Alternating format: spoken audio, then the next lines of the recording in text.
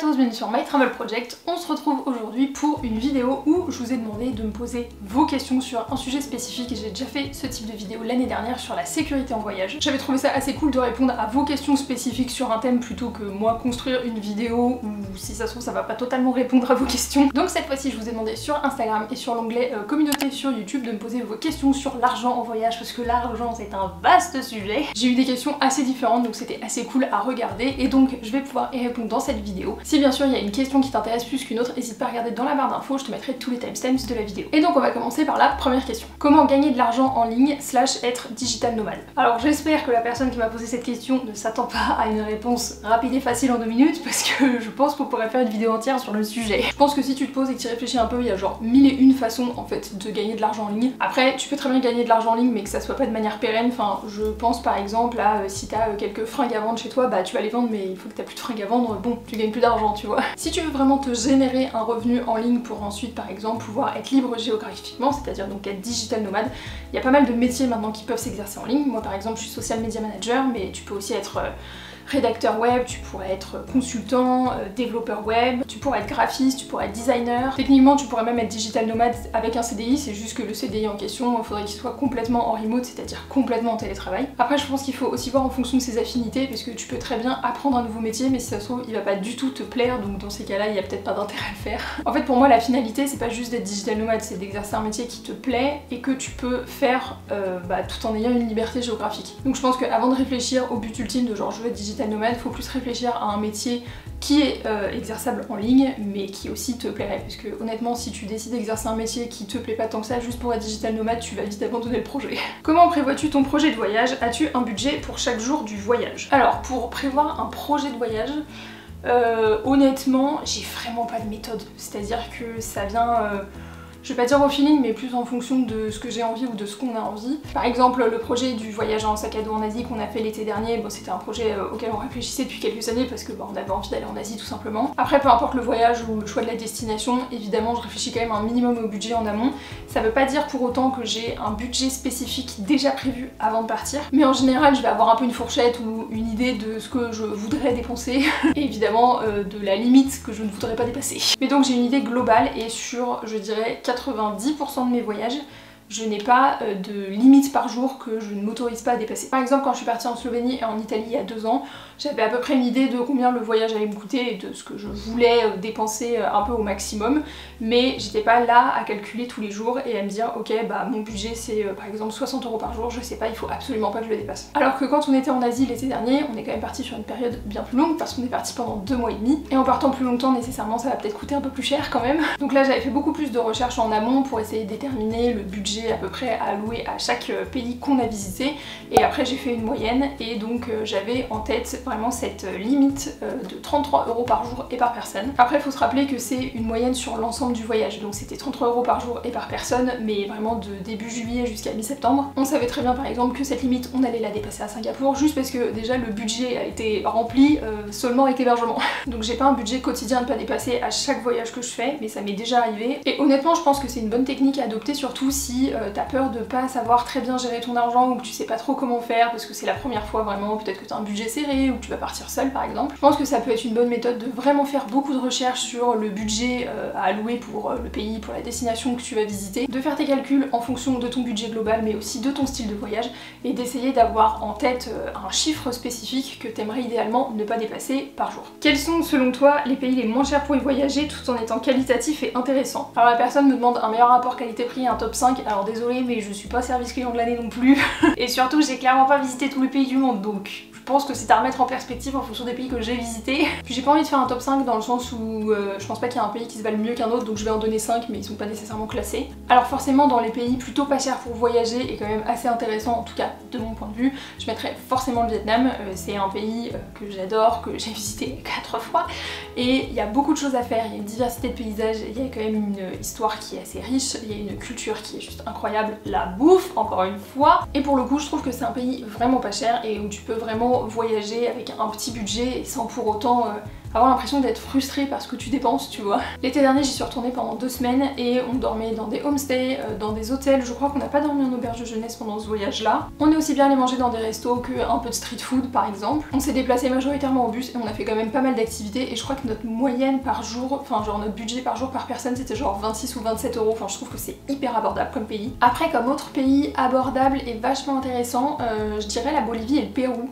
Alors après mon expérience date de 2018 donc ça remonte quand même un petit peu, ça remonte à il y a 5 ans. Je suppose que le niveau de vie a peut-être augmenté et donc les prix aussi dans ce pays là, mais du souvenir que j'en ai c'était quand même relativement abordable. Pareil j'ai trouvé que c'était très facile de se déplacer dans ces pays là en bus. Il y a beaucoup de street food, il y a aussi beaucoup de restos pas trop chers, évidemment faut quand même un peu chercher. Les activités par contre parfois peuvent être un peu plus chères, je pense notamment par exemple au Machu Picchu ou au Salar de Uyuni. Après tout est une question de renseignement, d'anticipation, de bien se renseigner, de bien rechercher. Mais après en termes de choses à voir, à faire, à découvrir, je trouve que c'est 2 pays qui sont vachement intéressants et qui sont quand même pas trop chers. Et après pour les 2 derniers pays, je dirais 2 pays en Europe et je dirais la Slovénie et la République tchèque. La Slovénie je trouve que c'était vraiment un pays qui était abordable, encore une fois à l'échelle de l'Europe, c'est-à-dire que tu peux pas comparer le prix que tu vas payer, enfin le budget que tu vas allouer à un voyage en Slovénie à un voyage au Vietnam parce que déjà c'est pas le même niveau de vie de base. Mais la Slovénie il y a quand même beaucoup de choses à voir et j'y suis restée que 10 jours, je sais qu'il y a encore toute une partie du pays que je n'ai pas visité. Je pense notamment à la vallée des vins et aussi toute la chaîne de montagne donc qui est vraiment plus à l'est de la Slovénie, c'est vraiment toute la partie que j'ai pas visitée. Et je trouve que c'était quand même pas mal abordable pour un pays en Europe. Et la République tchèque, alors là pour le coup, la République tchèque, faut pas hésiter à me dire si je me trompe, parce que je ne connais que Prague. Là malheureusement je vais un peu faire des généralités en parlant que de Prague pour parler de toute la République tchèque, mais bon, je me dis que Prague étant la capitale, c'est normalement là où c'est le plus cher dans un pays, et j'ai trouvé que c'était quand même pas très cher. J'avais fait un week-end à Prague et déjà j'avais adoré cette ville. Il y a genre trop de trucs à faire, tu peux te déplacer en vélo, il y a des parcs sympas, il y a plein de trucs à visiter, il y a plein de points de vue, il y a...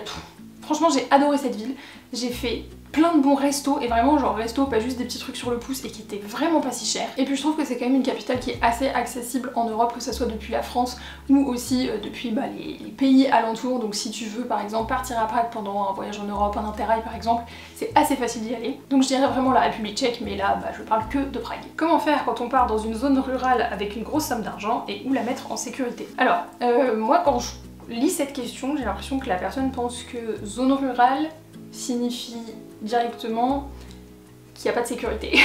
Alors je pense que c'est pas ce que la personne voulait dire, évidemment, mais moi c'est comme ça que je le comprends. Mais c'est pas parce que tu pars en zone rurale qu'il y a forcément plus d'insécurité que si tu partais dans une grande ville. Au contraire, je pense, pour certaines destinations. De toute façon, pour moi, que tu partes en zone urbaine, donc c'est-à-dire en pleine ville ou en zone rurale, je pense que les consignes de sécurité sont les mêmes qui s'appliquent, sauf si évidemment il y a des choses spécifiques à la destination où tu pars qui sont à savoir. Mais là, à y réfléchir, je mettrais mon argent en sécurité de la même manière si j'étais dans une ville que si j'étais à la campagne. Donc c'est-à-dire si j'ai de l'argent liquide, ne pas tout planquer au même endroit et les répartir dans différents endroits.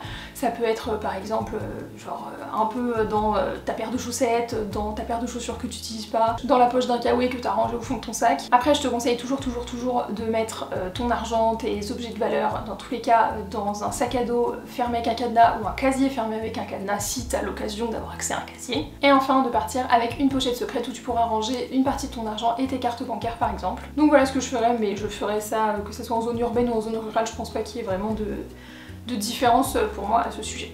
Comment tu gères ton budget nourriture quand tu voyages en hôtel ou en auberge, car tu ne peux pas forcément cuisiner? Alors faut savoir que quand je voyage, la plupart du temps, je cuisine assez peu dans tous les cas. Évidemment ça m'arrive, mais là par exemple l'été dernier quand on était en Asie, on a eu quelques fois accès à des cuisines dans des auberges de jeunesse, on n'a pas cuisiné. Quand j'étais en Slovénie, j'ai cuisiné 2-3 fois je pense, mais quand je repense à genre mon premier voyage solo au Vietnam, je crois que j'ai pas cuisiné une seule fois.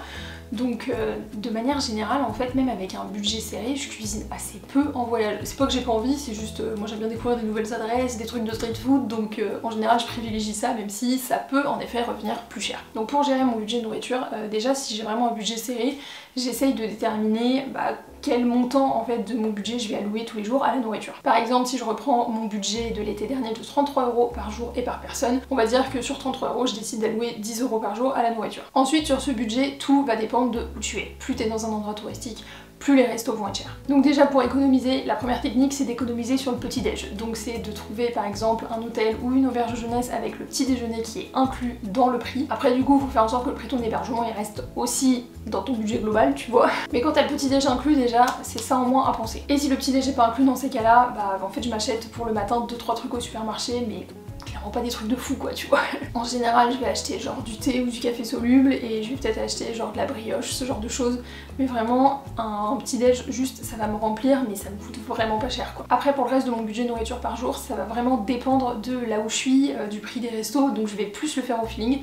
Mais en général si je suis dans un endroit très touristique où je vois que si je veux aller au resto va falloir que je paye un petit peu plus, bah je vais essayer pour le déjeuner par exemple de juste manger un sandwich parce que ça va être forcément moins cher. Après la bonne technique c'est aussi de regarder en amont sur Google Maps s'il y a des menus, comme ça tu peux voir les prix, comme ça tu peux anticiper. Et enfin le dernier truc c'est que si vraiment t'as un budget serré et que ton budget nourriture par jour vraiment il est ric-rac, bah tu bois pas d'alcool quoi.